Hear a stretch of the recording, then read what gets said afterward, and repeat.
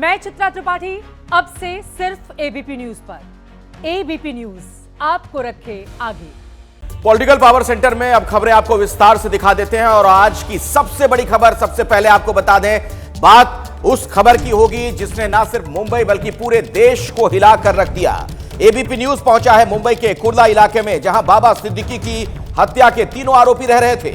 ABP news संवाददाता सूरज ओझा उस चौल में पहुंचे जहां तीनों किराए पर रहते थे। यहीं रहकर वो पिछले काफी दिनों से रेकी कर रहे थे। एबीपी न्यूज के कैमरे पर आपको दिखाते हैं वो घर जहां तीनों आरोपी रह रहे थे। आप देखिए एबीपी न्यूज एक्सक्लूसिव रिपोर्ट। वो घर मैं आपको दिखा देता हूं कि ये जो इस घर में ही ये सारे आरोपी रहते थे।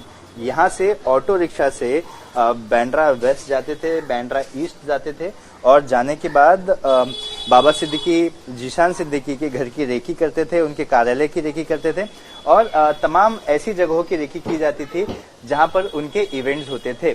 सूत्रों ने बताया कि इन्हें ये भी कहा गया था कि अगर आपको जीशान सिद्दीकी दिखते हैं, बाबा सिद्दीकी दिखते हैं तो आपको दोनों को ही शूट करना है, लेकिन अगर ऐसा करने में आपको असफलता मिले और दोनों जन साथ में न दिख पाए, कोई एक दिखाई दे, तो आप किसी एक को भी शूट कर सकते हैं। तो आप देख सकते हैं कि उनके कपड़े भी आपको यहाँ पर दिखाई देंगे, क्योंकि उन्होंने शायद सोचा नहीं होगा कि इस वारदात को अंजाम देने के बाद जब वे यहाँ पर दोबारा नहीं आ पाएंगे, उन्हें लगा होगा कि शायद इस घटना को अंजाम देने के बाद दोबारा आएंगे, अपने कपड़े लेंगे। लेकिन जैसे ही ये घटना हुई, लोगों ने उन्हें पकड़ लिया। पकड़ने के बाद जो तीसरा आरोपी है वो डर गया और वो यहाँ पर आया ही नहीं, यहाँ से फरार हो गया। तो ये घर है, देखिए कि यहीं पर ये रहते थे। 3 तरह के आपको चप्पल भी दिखाई देंगे, इससे आपको साफ तौर पे समझ में आएगा कि 3 लोग यहाँ पर रहते थे। पानी की बोतल्स दिखाई दे रही है, बाइक, एक हेलमेट भी दिखाई दे रहा है। हेलमेट दिखाई देने का मतलब पुलिस ये भी बता रही है कि शायद इनके पास कोई बाइक भी हुई हो सकती है और इसी हेलमेट का इस्तेमाल कर वो बाइक चलाते होंगे, लेकिन उस दिन वो बाइक से नहीं गए होंगे, ऑटो रिक्शा का इस्तेमाल किया होगा। तो तमाम तरह की चीजें हैं। फिलहाल इस घर को बंद कर रखा है पुलिस ने। बंद करने का मकसद ये है ताकि कभी जरूरत पड़े तो यहाँ पर फोरेंसिक की टीम जाए, अगर कोई सबूत यहाँ से उन्हें मिल सके उसकी तलाश की जाए। फिलहाल पुलिस की टीम, जो सूत्र हैं वो बताते हैं कि पुलिस की टीम यहाँ पर दोबारा आ सकती है। आने के बाद इस घर का दोबारा से पंचनामा किया जा सकता है, इसकी और वीडियोग्राफी की जा सकती है ताकि इस बात की एश्योरिटी ली जा सके कि अंदर कुछ नहीं है। अगर है तो उसे जब्त किया जा सके ताकि इस जांच में पुलिस को मदद मिल सके। कैमरा पर्सन दीपेश महाजन के साथ सूरज ओझा, एबीपी न्यूज, मुंबई। देखिए, क्राइम ब्रांच फिर से इस घर की तलाशी लेगा ताकि सबूत जो हैं वो इकट्ठा किए जा सके। हमारे संवाददाता सूरज ओझा उनके पड़ोसियों से भी मिले और ये जानने की कोशिश की कि इन आरोपियों का रवैया कैसा था, वो किसी से घुलते मिलते भी थे या फिर नहीं। कुछ आइडिया नहीं है। मैं 1-2 टाइम देखा खाली वो लोग को, तो मैं ये बोला कि ये लोग नया पड़ोसी आया है करके। तो हम लोग सोचे कि अच्छा पड़ोसी रहेगा, लेकिन हम लोग को क्या मालूम ये पड़ोसी ऐसे है करके। घर वही नरेश का ही घर है ना। नरेश है, लेकिन घर वो किसका है, क्या है, वो मेरे को कुछ भी आइडिया नहीं है। तो वो अच्छे से बातचीत करते थे? बातचीत मीन्स इतना भी क्लोज बातचीत नहीं रहता था। वो खाली मतलब कभी इधर कहते आंटी खाना हो गया क्या, कैसे है, बस इतना ही। अच्छा, घुल मिल के रहते थे? नहीं, एकदम नहीं, एकदम घुल मिल नहीं। एक्चुअली मैं जासी घुल मिल के किसी के साथ रहती नहीं हूँ। 3 ही थे, मैं 3 को ही देखती थी बस। टीवी पे आप देख रहे हैं वही तीनों थे? हाँ, बस। और अब आपको वो बाइक दिखाते हैं जिसके जरिए तीनों आरोपी रेकी कर रहे थे, यानी बाबा सिद्दीकी पर नजर रख रहे थे, उनकी एक एक गतिविधि को मॉनिटर कर रहे थे। देखिए हमारी एक्सक्लूसिव रिपोर्ट। मैं आपको दिखा दूं, ये जो शूटर्स थे जिन्होंने बाबा सिद्दीकी पर फायरिंग की, गुरनैल सिंह, धर्मराज कश्यप और शिव कुमार गौतम, जिसमें से 2 लोग फिलहाल गिरफ्तार हैं। शिव कुमार गौतम की तलाश जारी है। सूत्रों ने बताया कि इस बाइक का इस्तेमाल ये शूटर करने वाले थे, लेकिन फायरिंग वाले दिन इस बाइक का इस्तेमाल नहीं किया गया। ये जो सामने आपको चौल दिखाई दे रही है, यहीं पर ये आरोपी रहते थे, इस बाइक का इस्तेमाल करते थे। करीब 25 दिन तक इस बाइक का इस्तेमाल किया गया होगा, ऐसा सूत्र बताते हैं। इस बाइक का इस्तेमाल कर आरोपी बाबा सिद्दीकी, जीशान सिद्दीकी के घर, ऑफिस और उन तमाम लोकेशंस जहां पर उनके इवेंट्स होते हैं वहां की रेकी की और इस फिराक में थे कि कहीं पर बाबा सिद्दीकी या फिर जीशान सिद्दीकी अकेले मिले ताकि वो अपने प्लानिंग को एग्जीक्यूट करें। इसी बाइक का इस्तेमाल कर आरोपी बाबा सिद्दीकी और जीशान सिद्दीकी की रेकी करते थे, ऐसा सूत्रों ने दावा किया है। कैमरा पर्सन दीपेश महाजन के साथ सूरज ओझा, एबीपी न्यूज, मुंबई। तो मुंबई में एनसीपी नेता बाबा सिद्दीकी की हत्या आखिर क्यों की गई, ये एक बड़ा सवाल पुलिस के सामने और एक बड़ी चुनौती भी बनी हुई है। फरार आरोपियों की तलाश जारी है। इसी बीच आरोपी जीशान अख्तर को लेकर एक सनसनीखेज खुलासा सामने आया है।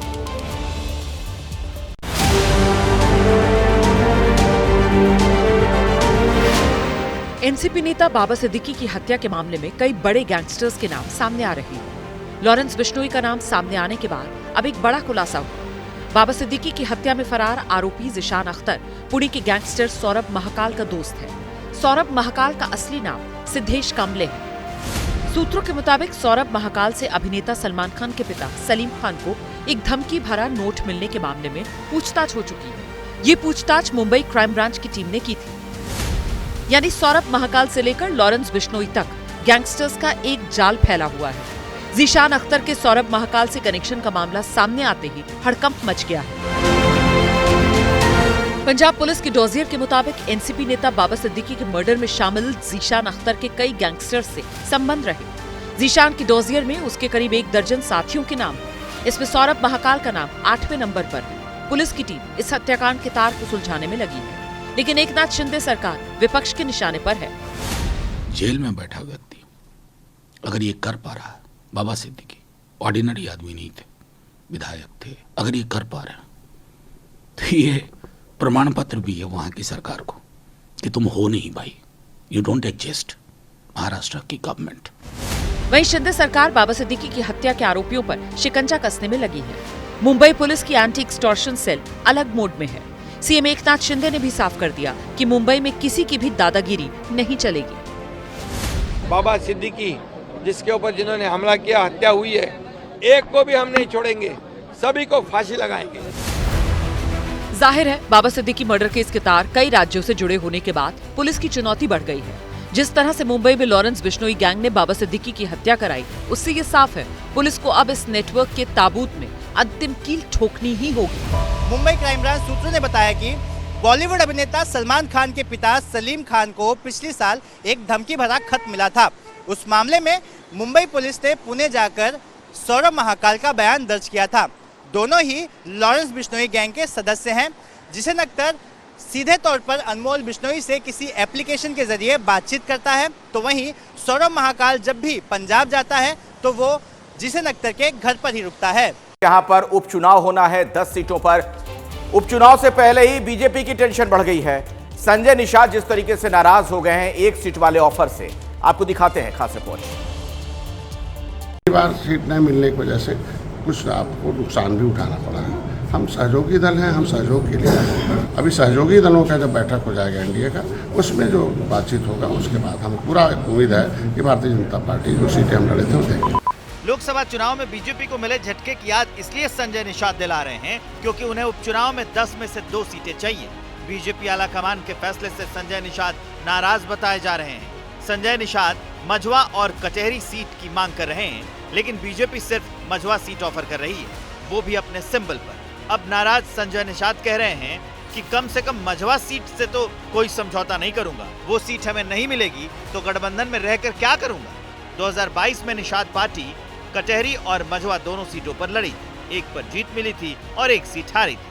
संजय निषाद कह रहे हैं कि बिना सिंबल के कार्यकर्ता एकजुट होकर कैसे लड़ेंगे। उत्तर प्रदेश में अपने प्रदेश अध्यक्ष से, महामंत्री जी से, सभी से मुलाकात करेंगे। उसके बाद ऊपर केंद्रीय नेतृत्व से मुलाकात करेंगे और वो खुद बुलवाते हैं इलेक्शन से पहले बातचीत तय करके एक सामूहिक निर्णय पर हम लोग आ गए। कल ही दोनों डिप्टी सीएम और प्रदेश अध्यक्ष को संजय निषाद से बात करने की जिम्मेदारी दी गई थी। आज सुबह सीएम योगी ने संजय निषाद को मिलने के लिए बुलाया। आधे घंटे से ज्यादा मुलाकात भी हुई। संजय निषाद केंद्रीय नेतृत्व के भरोसे हैं। अब फैसला गृह मंत्री अमित शाह की तरफ से होगा, लेकिन सूत्रों की माने तो संजय निषाद कटेहरी सीट पर अपनी जिद छोड़ सकते हैं अगर मझवा सीट निषाद पार्टी के सिंबल पर उन्हें लड़ने को मिले। इससे पहले कल रात सभी 10 सीटों के प्रत्याशियों के लिए बीजेपी अध्यक्ष जेपी नड्डा के घर मंथन हुआ। उधर यूपी बीजेपी अध्यक्ष ने आरएलडी प्रमुख जयंत चौधरी से भी मुलाकात की है और एक सीट आरएलडी को देने पर सहमति हो गई है। एक बड़ी खबर इस वक्त बता देते हैं। कनाडा को लेकर इस वक्त एक बड़ी खबर आ रही है। विदेश मंत्रालय ने उच्चायुक्त को तलब किया है। तो कनाडा के उच्चायुक्त तलब किए गए हैं। बेबुनियाद आरोप लगाने के बाद तलब किए गए हैं। इस वक्त की ये बड़ी खबर भारतीय उच्चायुक्त पर कनाडा की तरफ से जो आरोप लगाए गए थे, आज ही भारत सरकार की तरफ से उस पर जवाब भी दिया गया और उसे सिरे से खारिज करते हुए उन आरोपों को बेबुनियाद बताया है और अब उच्चायुक्त तलब किए गए हैं। इस वक्त की ये बड़ी खबर और इस पर और क्या डिटेल्स हमारे पास है, सीधे रुख कर लेते हैं विशाल का। विशाल बताएंगे हमें। विशाल, क्या है पूरी खबर? शिरीन, देखिए, भारत और कनाडा के बीच तनाव लगातार बढ़ता नजर आ रहा है, क्योंकि जिस तरह से जस्टिन ट्रूडो ने भारत पर बेबुनियाद आरोप लगाए और आज विदेश मंत्रालय ने यह दावा किया कि उसे एक राजनयिक संदेश मिला जिसमें भारतीय उच्चायुक्त को पर्सन ऑफ इंटरेस्ट बताया गया है, यानी कि जिस मामले की जांच, निज्जर हत्याकांड की जांच जो कनाडा कर रहा है, उसमें भारतीय उच्चायुक्त पर अनर्गल आरोप लगाने का प्रयास कनाडा की तरफ से किया गया। भारत ने इन आरोपों को खारिज किया, बेबुनियाद बताया और यह कहा कि कनाडा ने अब तक इस मामले में कोई भी सबूत पेश नहीं किए हैं। और इन सब के बाद भारत ने अब कनाडा के उच्चायुक्त को तलब किया है। विदेश मंत्रालय में कनाडा के उच्चायुक्त तलब किए गए हैं और जो आरोप कनाडा ने लगाए हैं, भारत ने उन आरोपों को खारिज करते हुए जबरदस्त करारा जवाब यहां पर कनाडा को दिया। और साफ तौर से भारत ने अपने बयान में यह भी कहा कि कनाडा का जो उच्चायोग भारत में अभी चल रहा है वो मौजूदा शासन के राजनीतिक एजेंडे को चला रहा है और ये जो आरोप भारत के ऊपर लगाए गए हैं, ये कनाडा की वोट बैंक पॉलिटिक्स को देखकर लगाए गए हैं और साथ ही ट्रूडो का जो शासन काल रहा है उसकी भी याद विदेश मंत्रालय ने अपने बयान में दिलाई है और यह बताया है कि कैसे कनाडा अलगाववादी ताकतों को, भारत विरोधी तत्वों को लगातार जगह देता है, उन पर कोई कार्रवाई नहीं करता है, खालिस्तानी तत्वों को जगह देता है और भारत कहीं ना कहीं अब एक बड़ा स्टैंड लेता हुआ दिखाई दे रहा है। कनाडा के उच्चायुक्त को तलब किया गया है। अब बात कर लेते हैं मुंबई के लोगों के लिए एक अच्छी खबर है। छोटी गाड़ी जो लोग चलाते हैं, जो छोटे वाहन का इस्तेमाल करते हैं, उन्हें अब टोल नहीं देना पड़ेगा और इस तरीके से अब देखें तो मुंबई आने जाने वाले लोगों को साल में लगभग 10,000 रुपए की बचत तो होगी ही होगी।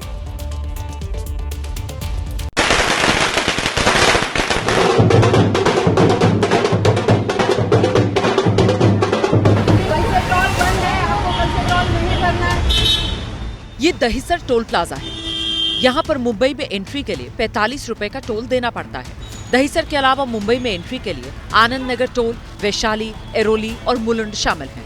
इन टोल पर 45 रुपए और 75 रुपए वसूले जाते हैं। ये टोल 2026 तक लिया जाना है, लेकिन सरकार के फैसले के बाद छोटे वाहन चालकों को इन 5 टोल बूथ्स पर कोई टोल नहीं देना होगा। उनको टोल में से माफी दी गई है, फ्यूल बचेगा। ये मास्टर स्ट्रोक है।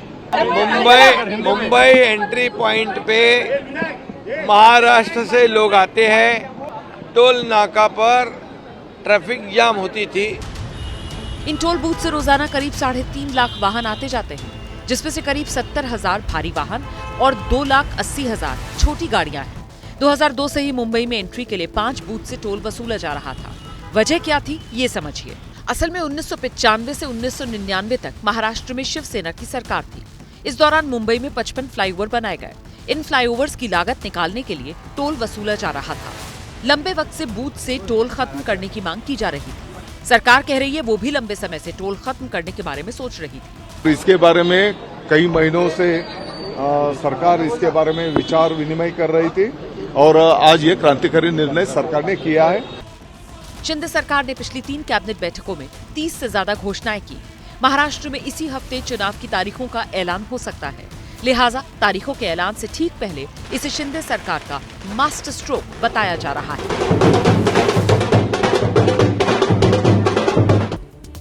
पॉलिटिकल पावर सेंटर में अब बात करेंगे उत्तर प्रदेश के बहराइच की, जहां पर हिंसा हुई। दुर्गा प्रतिमा विसर्जन के दौरान 2 पक्षों में कहासुनी हुई।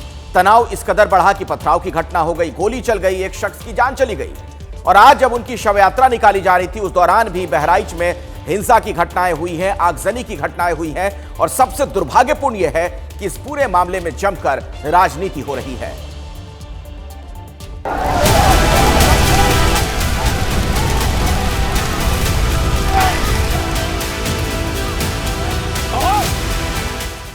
मौत के बाद गुस्सा। आक्रोश को शांत करने की कोशिश करती बहराइच पुलिस।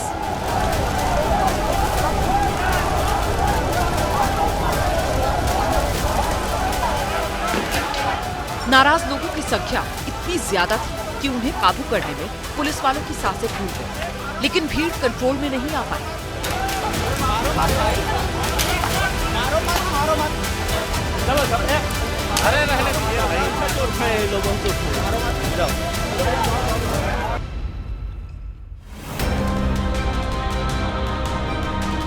पुलिस रात भर बहराइच की गलियों में पहरा डाले रही ताकि कोई और अनहोनी ना हो पाए, लेकिन सुबह होते ही गुस्साए लोग लाठी डंडों के साथ सड़क पर उतर आए। प्रदर्शनकारी थाना अध्यक्ष और आरोपियों के खिलाफ कार्रवाई और मुआवजे की मांग कर रहे थे। देखते ही देखते रेहुआ मंसूर गांव छावनी में तब्दील हो गया।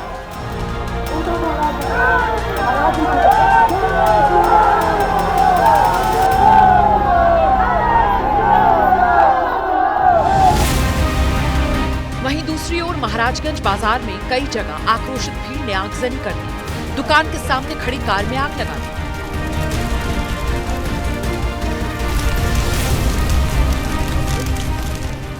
बहराइच के एक अस्पताल को भी आग के हवाले कर दिया गया।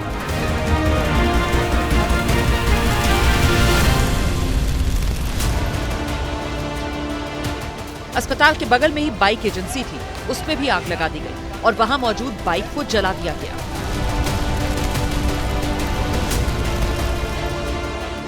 बहराइच के कई इलाकों में ऐसी ही स्थिति बन गई। कहीं शव रखकर प्रदर्शन, कहीं आगजनी, तो कहीं पुलिस से कहा सुनी। हंगामे को काबू करने के लिए ADG law and order Amitabh Yash Bahraich पहुंच गए और पिस्टल लेकर खुद सड़क पर दौड़ते दिखे। पिस्टल लहराते अमिताभ यश को आप सुन सकते हैं वो कैसे प्रदर्शनकारियों को खदेड़ने के लिए आदेश दे रहे हैं।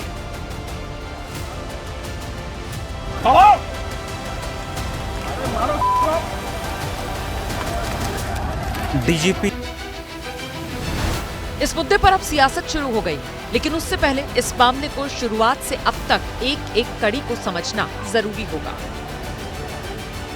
बहराइच में रविवार शाम को विसर्जन यात्रा निकली थी। डीजे की धुन पर नाचते हुए मां दुर्गा के भक्त उन्हें विसर्जित करने जा रहे थे और उसके बाद क्या हुआ, प्रत्यक्षदर्शियों से सुनी।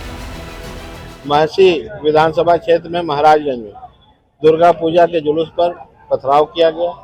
हमारे एक कार्यकर्ता को जो हिंदू संगठन था गोली मारी गई है और गोली कम से कम कई गोलियां लगी हैं। ऐसा लगता है कि जानबूझ के उसको मारा गया है और कई कार्यकर्ता घायल हुए हैं। बहराइच हिंसा के शिकार विनय कुमार मिश्रा बता रहे हैं डीजे बंद करने को लेकर बवाल शुरू हुआ। बजाता रहे, उसके बाद ढीला चलाने लगे हो। वो लोग अपने घरों से ढीला मारने लगे। अच्छा, पत्थर मारने लगे। हिंदू पक्ष पुलिस के रवैये को लेकर सवाल उठा रहा है। लोगों के आक्रोशित होने के पीछे एक वजह ये भी बताई जा रही है।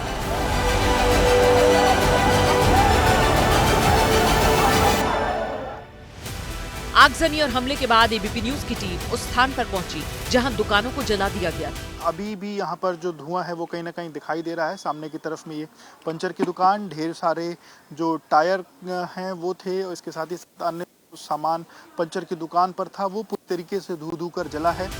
एबीपी न्यूज की टीम उस जगह पहुंची जहां पर एक युवक की गोली मारकर हत्या की गई।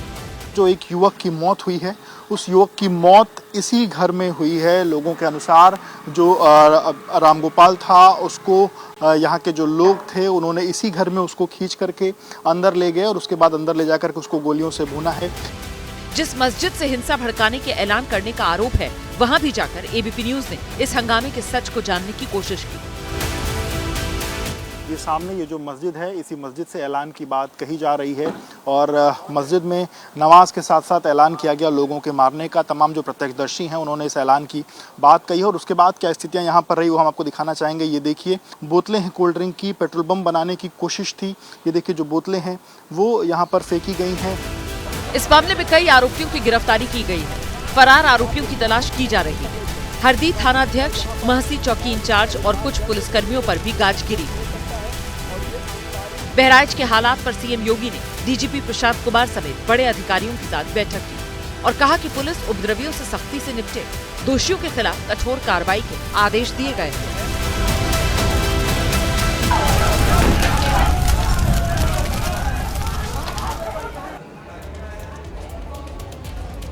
देखिए, बहराइच हिंसा पर सियासत इस वक्त काफी गर्मा गई है। जहां यूपी सरकार इस मामले को शांत करने की कोशिश कर रही है तो विपक्ष सरकार पर सवाल उठा रहा है। प्रियंका गांधी ने पुलिस की सीधे सीधे विफलता की बात कही है, तो दूसरी तरफ अखिलेश यादव अब इस घटना की जांच की मांग कर रहे हैं।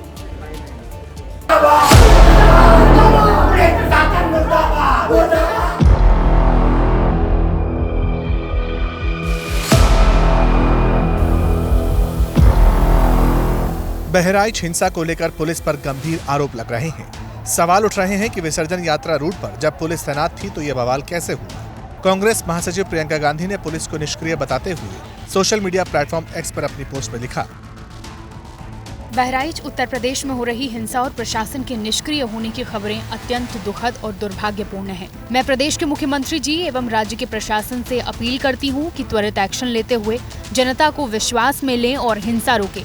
दोषियों पर सख्त से सख्त कार्रवाई हो।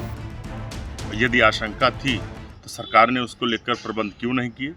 सच्चाई ये है कि उत्तर प्रदेश की योगी आदित्यनाथ की भाजपा सरकार हर मोर्चे पर विफल है। समाजवादी पार्टी के अध्यक्ष अखिलेश यादव ने गंभीर इल्जाम लगाते हुए कहा कि वोट की राजनीति के लिए बीजेपी ऐसी घटनाएं करा रही है। बहराइच या और जगह जो घटनाएं हो रही हैं उसकी जिम्मेदार अगर कोई है तो शासन है, प्रशासन है और इनकी वोट की राजनीति है, जिसकी वजह से ये जानबूझ करके करा रहे हैं। समाजवादी पार्टी के सांसद का आरोप है कि बीजेपी बहराइच हिंसा का लाभ उपचुनाव में लेना चाहती है। अब ये उपचुनाव भर यही राग आप लगाएंगे कि बटेंगे तो कटेंगे। देखिए, बढ़ गए तो बहराइच में आप लोग मार खा गए। विपक्ष सरकार पर हमलावर है, लेकिन एनडीए के सहयोगी दल बचाव में उतर आए। मैं मुख्यमंत्री जी को धन्यवाद दूंगा कि ऐसे मामले में को सीधे संज्ञान लेते हैं और तत्काल कार्रवाई के लिए निर्देशित करते हैं और जांच में जो दोषी पाया जाता है वो कितनों रसूखदार उसके खिलाफ कार्रवाई और ऐसी घटनाएं आगे न घटे उस